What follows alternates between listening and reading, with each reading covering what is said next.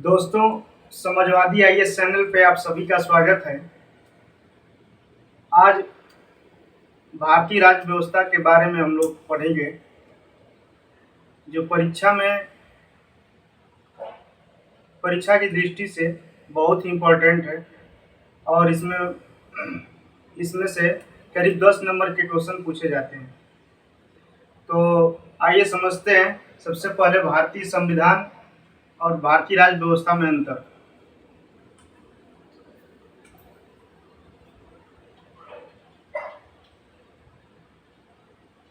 भारतीय संविधान और भारतीय राज्य व्यवस्था, इसमें अंतर समझते हैं। तो सबसे पहले संविधान।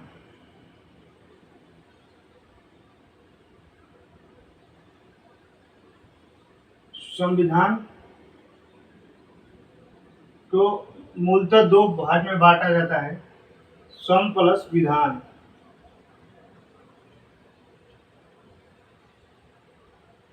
यहाँ सम का अर्थ होता है समान और विधान का अर्थ होता है विधि, नियम या कानून। यानी संविधान का जब हम विश्लेषण करेंगे तो सम प्लस विधान समान, सम का अर्थ होता है समान और विधान का मतलब विधि, नियम और कानून। अब देखिए संक्षेप में संविधान की परिभाषा के तौर पे हम ये कह सकते हैं कि सभी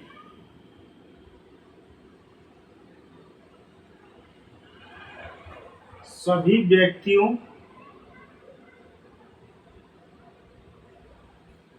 के लिए समान कानून को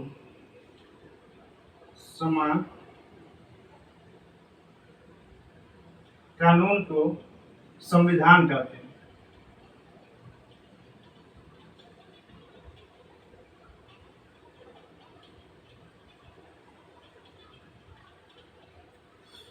यानी सभी व्यक्तियों के लिए समान कानून को ही क्या कहते हैं, हम संविधान कहते हैं। ठीक, ये हमारी संविधान की परिभाषा हो गई। इसको दूसरे अर्थों में समझना चाहेंगे तो हम ये भी कह सकते हैं कि संविधान उन नियमों और प्रावधानों का समूह है। संविधान उन नियमों और प्रावधानों का समूह है जिससे किसी देश की शासन व्यवस्था को संचालित करने का कार्य किया जाता है।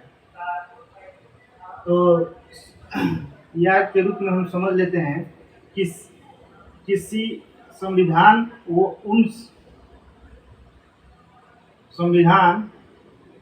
उन नियम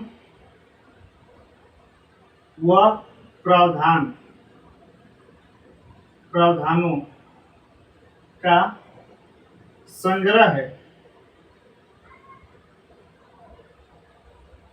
जिससे किसी देश की शासन व्यवस्था को क्या किया जाता है, संचालित किया जाता है।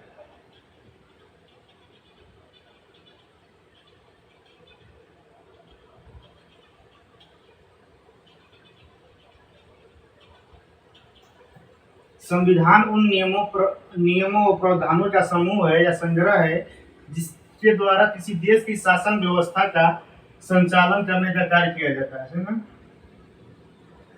ठीक, अब आते हैं हम राज्य व्यवस्था में। राज्य व्यवस्था क्या होती है? सबसे पहले एक पॉइंट हम जानेंगे कि संविधान में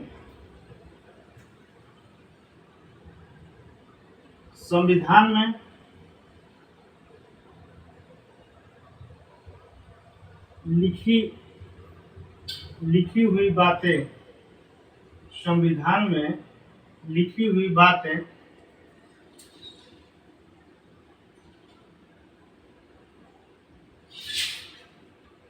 सिद्धांत कहलाती हैं।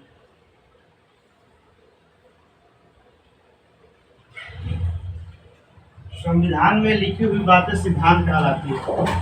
अच्छा, सिद्धांत कहलाती हैं और और सिद्धांतों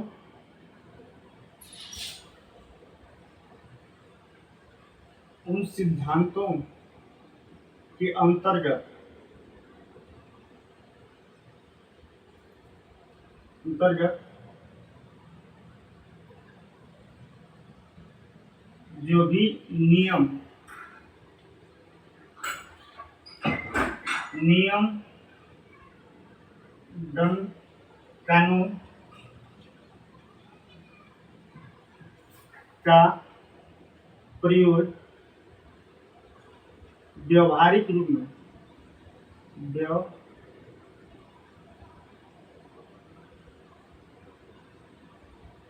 व्यवहारिक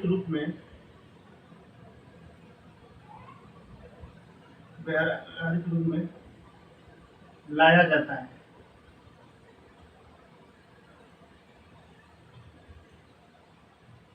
राज्य व्यवस्था कहा जाता है।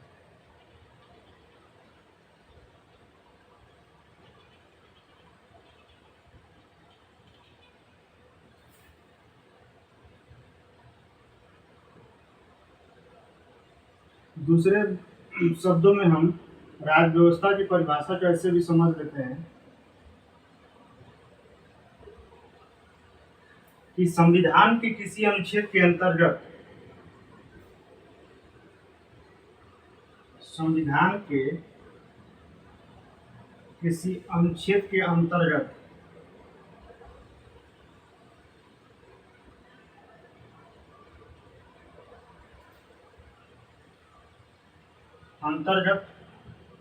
उसी से संबंधित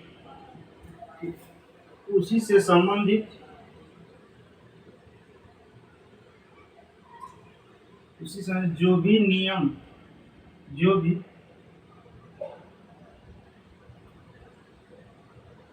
नियम कानून दंड आदि का प्रयोग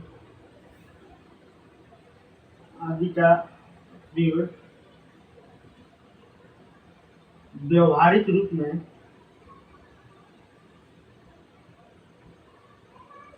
रूप में किया जाता है, उसे राज्य व्यवस्था कहते हैं।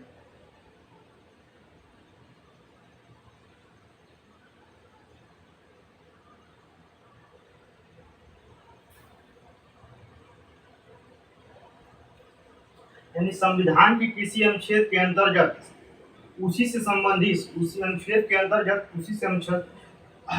संबंधित जो भी नियम कानून और दंड आदि का प्रयोग व्यवहारिक रूप में किया जाता है, उसे राज्य व्यवस्था कहते हैं। जैसे में एग्जाम्पल समझ लीजिए, जैसे में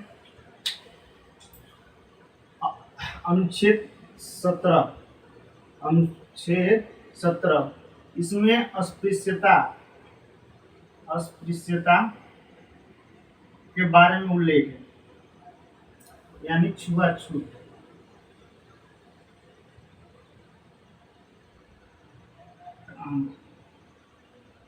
ये संविधान में दिया हुआ है, ये सिद्धांत है एक तरह से मानिए, इस संविधान में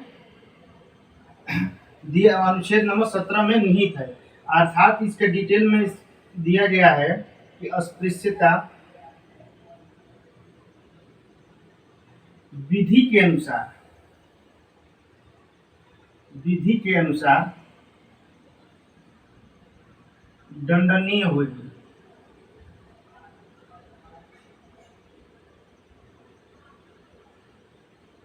अच्छा, अब ये लाइन लिखा हुआ है कि अनुच्छेद 17 में कि अस्पृश्यता विधि के अनुसार दंडनीय होगी।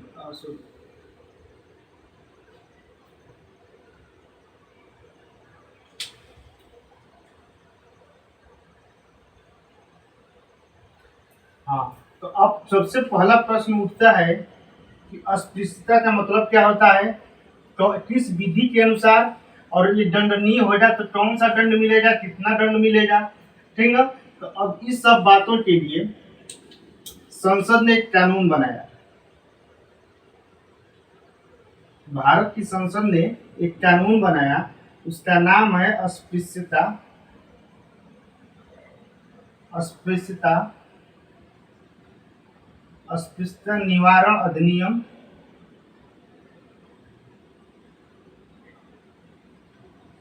1955। अब इस नियम के अंतर्गत ये विधि हो गई। इस नियम के अनुसार इसमें दंड और जुर्माना निर्धारित किए गए हैं।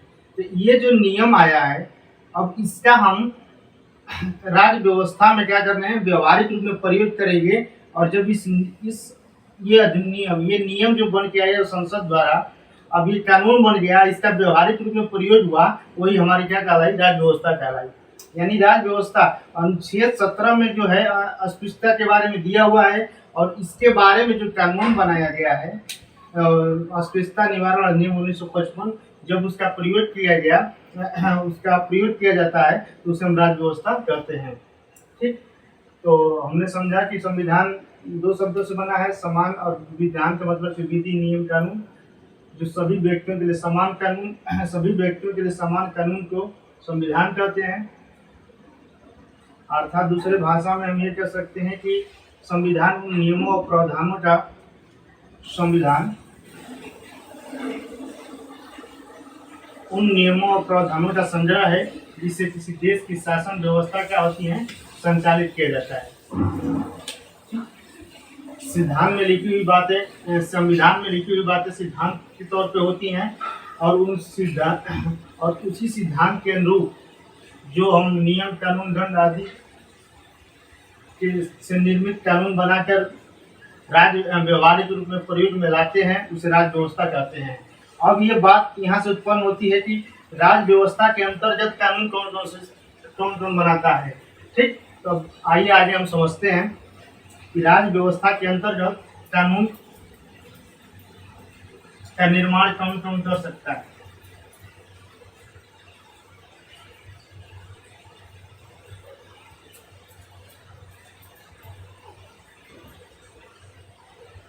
तो राज्य व्यवस्था के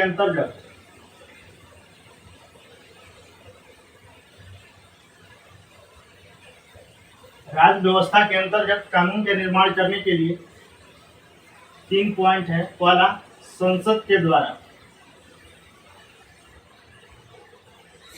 द्वारा कानून का निर्माण।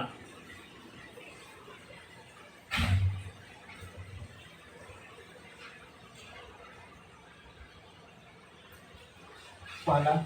दूसरा है हमारा संसद के द्वारा कानून का निर्माण, जैसे हम समझ सकते हैं कि अस्पृश्यता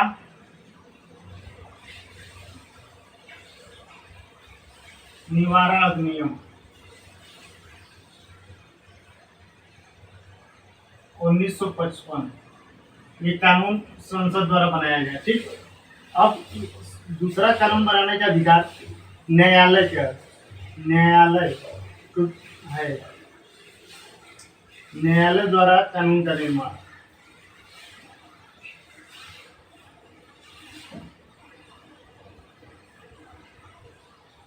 ये भी कानून का निर्माण कर सकती है, जैसे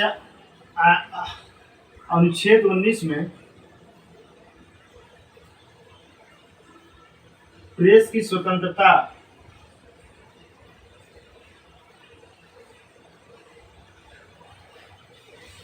का जो कानून बनाया, ये न्यायालय द्वारा ही दिया गया है, प्रेस की स्वतंत्रता का। ठीक, वर्तमान में इंटरनेट प्राप्त करने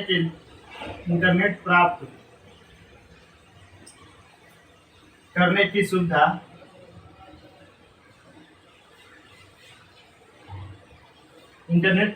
सुविधा ये भी मौलिक अधिकार में निहित हो गया है। मौलिक अधिकार में भी निहित हो गया है। ये न्यायालय द्वारा ही कानून बनाया जाएंगे।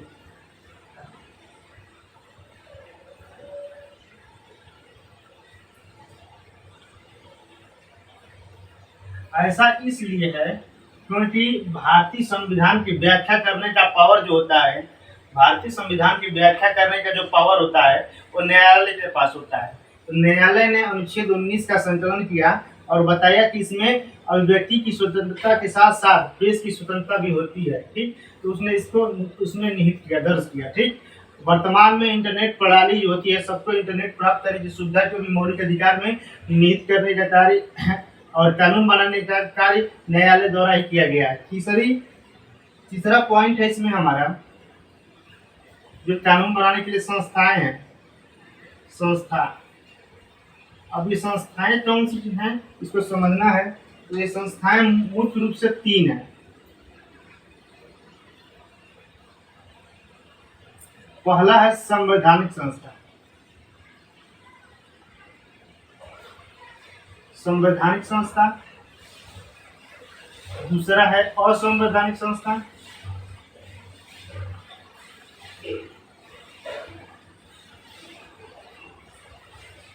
और तीसरा है गैर संवैधानिक संस्था।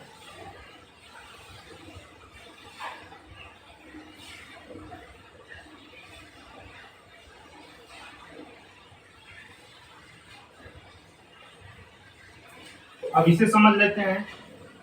संस्थाएं में 3 संस्था, संवैधानिक संस्था, असंवैधानिक और गैर संवैधानिक संस्था। असंवैधानिक संस्था ऐसी संस्था जिसका उल्लेख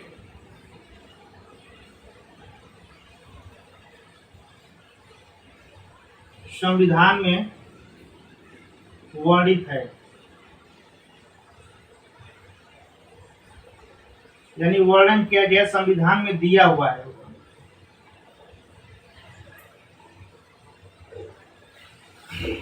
अब इस प्रकार की संस्था कौन सी है, जैसे में हम समझ लेते हैं। अनुच्छेद 280 और 280 है हमारा वित्त आयोग। वित्त आयोग हमारा क्या है, एक संवैधानिक संस्था है। ठीक, दूसरा है, मान लीजिए दूसरा मान जैसे में है अनुच्छेद 324, ये क्या है, निर्वाचन संबंधी, निर्वाचन आयोग के बारे में। ठीक, अब इसमें फिर अनुसूचित जनजाति आयोग, अनुसूचित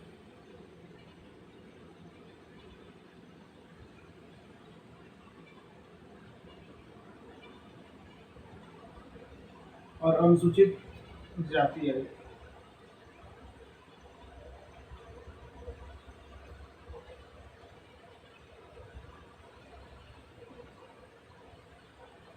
अनुसूचित जाति आयोग और अनुसूचित जनजाति आयोग, निर्वाचन आयोग और वित्त आयोग, ये सब संस्था संवैधानिक संस्था है जिसका वर्णन संविधान में किया गया है। और असंवैधानिक संस्था ऐसी संस्था जिसका संविधान में उल्लेख नहीं है, ऐसी संस्था जिसका वर्णन संविधान में नहीं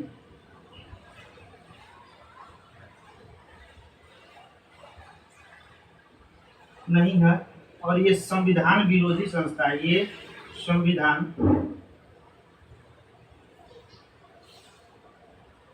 संविधान विरोधी संस्था है।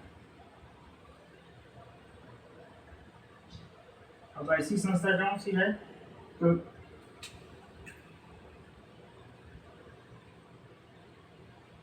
जैसे में आतंकवादी संगठन,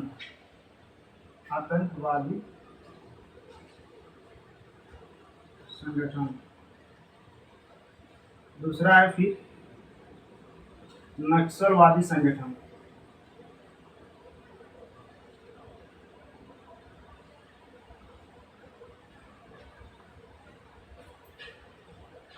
ये ऐसी संस्था है जिसका संविधान में वर्णन नहीं है, इसे असंवैधानिक संस्था कहते हैं।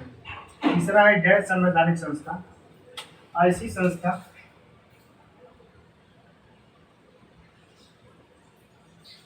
संस्था जिसका उल्लेख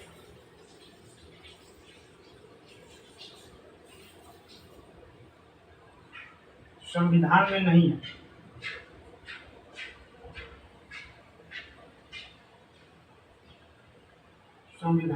है, फिर भी फिर भी ये संविधान के अनुरूप कार्य करती हैं। संविधान के अनुरूप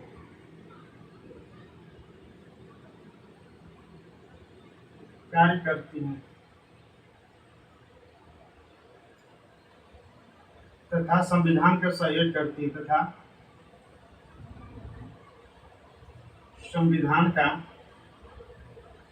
को सहयोग करती है। जैसे में हमारा क्या है, योजना आयोग, ये क्या है हमारे गैर संवैधानिक संस्था है। योजना आयोग, नीति आयोग।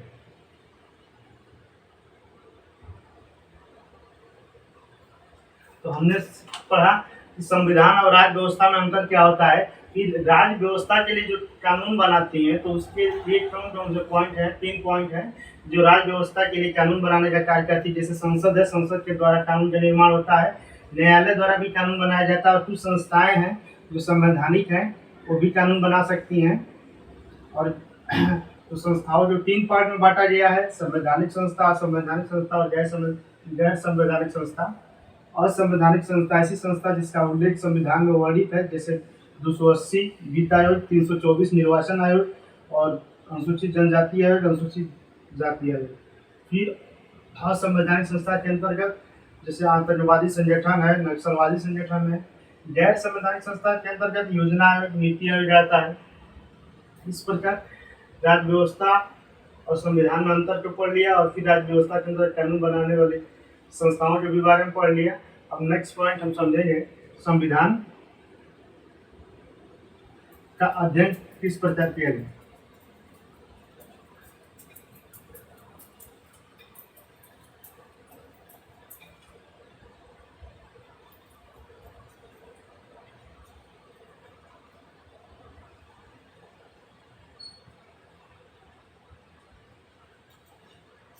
संविधान को 2 पार्ट में बांट के अध्ययन किया जाता है। संविधान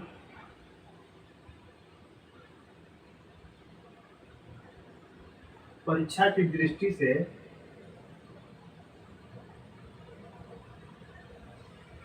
2 पार्ट में बांट के अध्ययन किया जाता है। पहला है जैसे हम भारत का संवैधानिक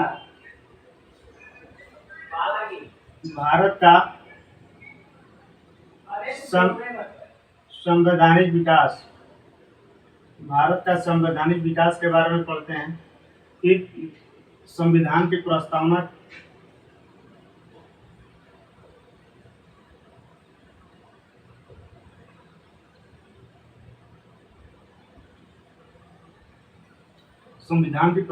फिर संविधान के अंतर्गत अनुसूची का अध्ययन करते हैं।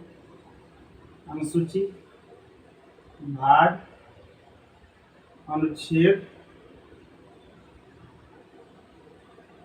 फिर संविधान संशोधन,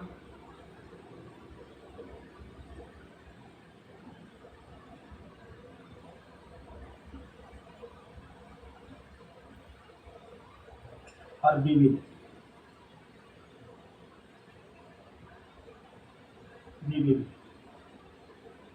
यानी परीक्षा की दृष्टि से हम वनडे एग्जाम के लिए इस पहले पार्ट को पढ़ने से हमारा 80% पॉलिटी कवर हो जाता है वनडे एग्जाम के लिए। भारत का संवैधानिक विकास, संविधान की प्रस्तावना, अनुसूची की संख्या 12 है, भाग 22 है, अनुच्छेद 395 है और संविधान संशोधन की संख्या 106 वर्तमान में 106 है, जिसमें पहला हुआ था भूमि सुधार,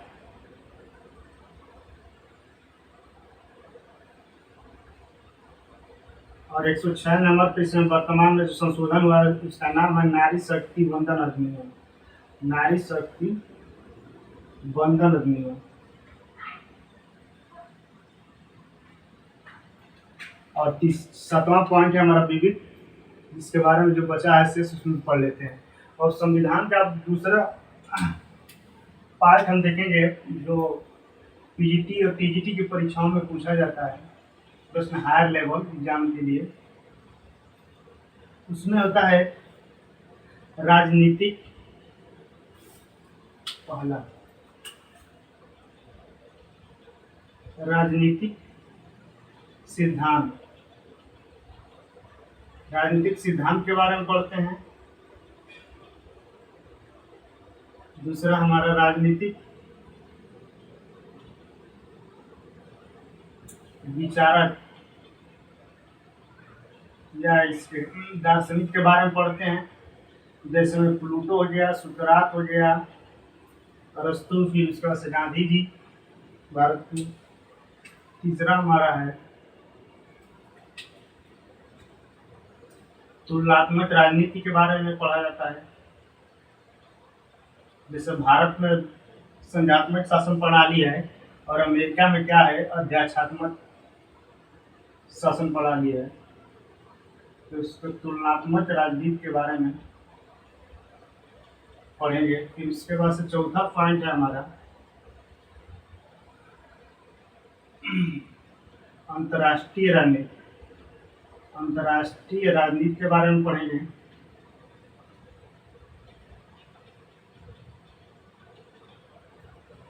और कुछ पॉइंट और भारत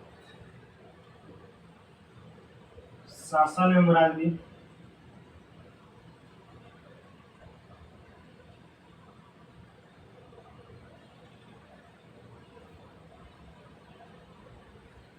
छठवां पॉइंट है हमारा भारत प्रशासन, भारत प्रशासन के बारे में, भारत विदेश नीति के बारे में पढ़ना है, जैसे भारत और अन्य देशों के साथ संबंध क्या है, जैसे नेपाल या श्रीलंका के बीच का संबंध है, भारत विदेश नीति के बारे में पढ़ेंगे। और आठवां पॉइंट है हमारा भारत लोक प्रशासन।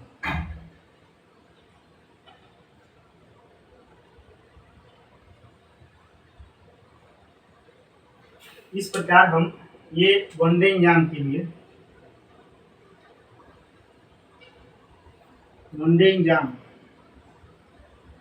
के लिए महत्वपूर्ण है और ये पीजीटी टीजीटी एग्जाम के लिए महत्वपूर्ण भूमिका के रूप में, सिलेबस के रूप में निहित है।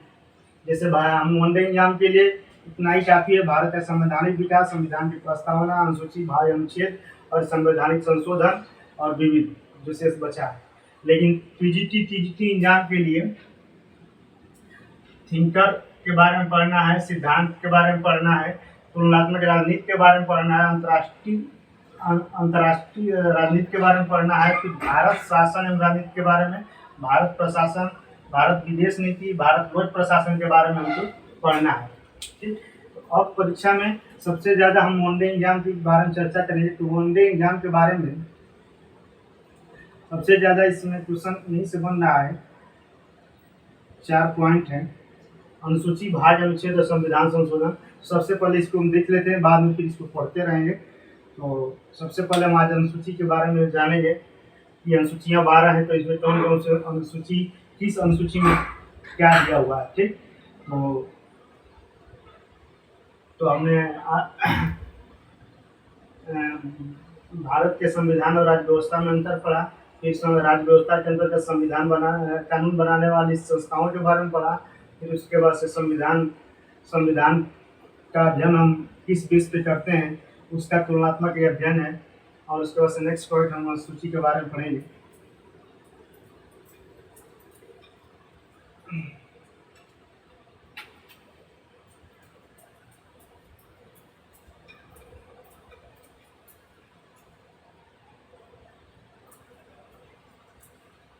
तो संविधान में अनुसूची की संख्या, संविधान में अनुसूची की संख्या पहले 8 थी,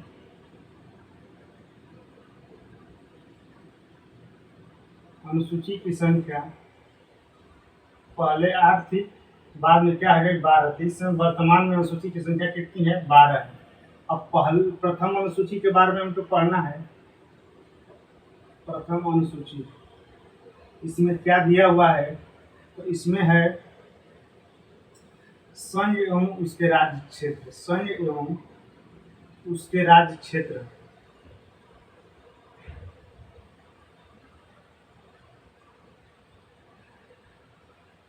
दूसरी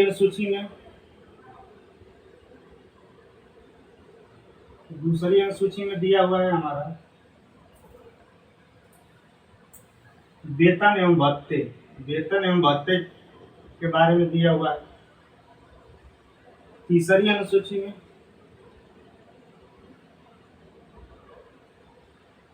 शपथ के बारे में दिया हुआ है। चौथी अनुसूची में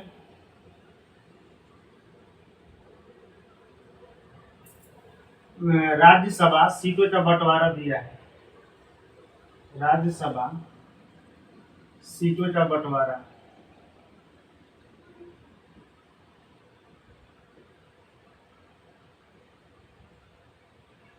फिर पांचवी अनुसूची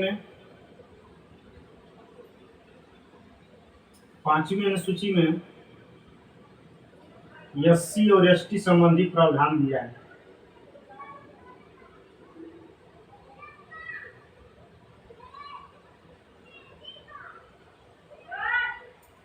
छठवीं अनुसूची में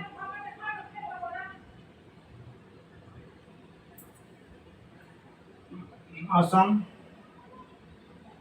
मेघालय, त्रिपुरा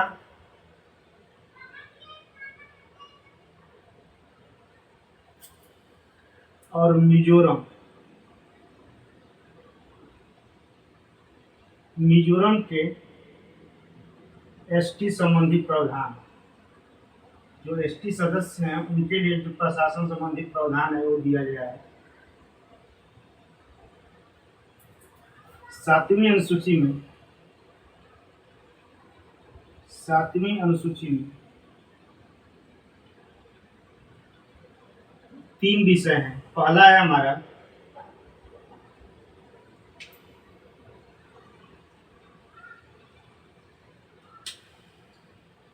संघ सूची,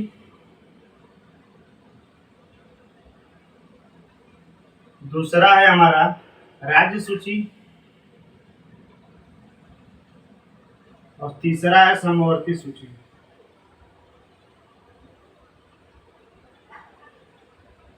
पूर्व में इसमें 97 विषय थे, इसमें 61 विषय था, इसमें 47 विषय था। लेकिन वर्तमान में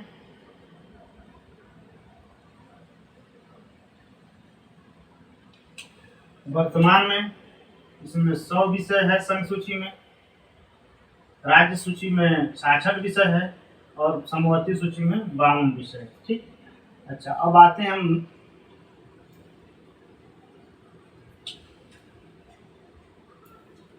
आठवीं अनुसूची में भाषा का उल्लेख है, जिसमें 22 भाषाएं दर्ज हैं।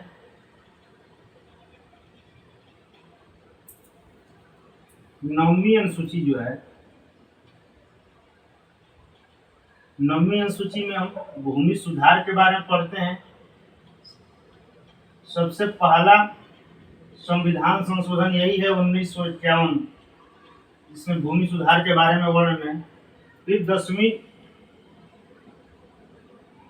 अनुसूची में हमारा दिया गया है दल बदल कानून।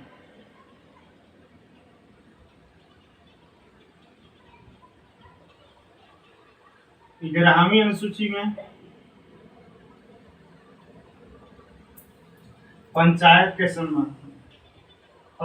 के संबंध में और 12वीं अनुसूची में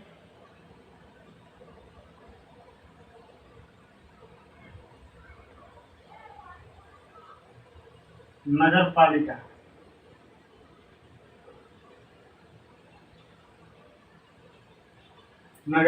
के बारे में उल्लेख। देखिए, संविधान की अनुसूचियों की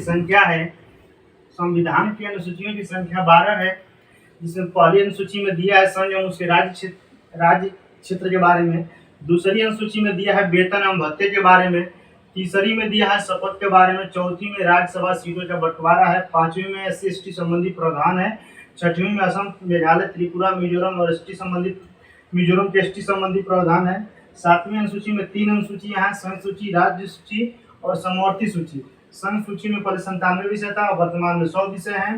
राज्य सूची में पहले 61 था अब 66 विषय हैं। समवर्ती सूची में 47 विषय था अब वर्तमान में 52 विषय हैं। 8वीं अनुसूची में भाषा संबंधी उल्लेख है जिसमें 22 भाषाएं संविधान में दर्ज हैं। उसके बाद से ये चारों जोड़ी गई हैं। यही चारों बाद में भारत में संविधान में पहले 8 अनुसूची की संख्या 8 थी और बाद में 4 जोड़ा गया। 9वीं अनुसूची, 10वीं और 11वीं और 12वीं। तो 9वीं है भूमि सुधार, 1951 में जोड़ा गया संविधान संशोधन द्वारा पहली बार। 10वीं है दल बदल कानून, 11वीं है पंचायत और 12वीं है नगर पालिका संबंधी।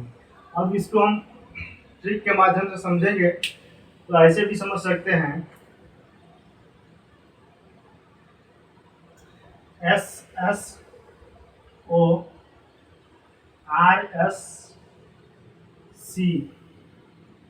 जन सभा से बदला पंचनगर। ये हमारा ट्रिक है। ट्रिक से भी याद कर सकते हैं। जैसे हमारा यस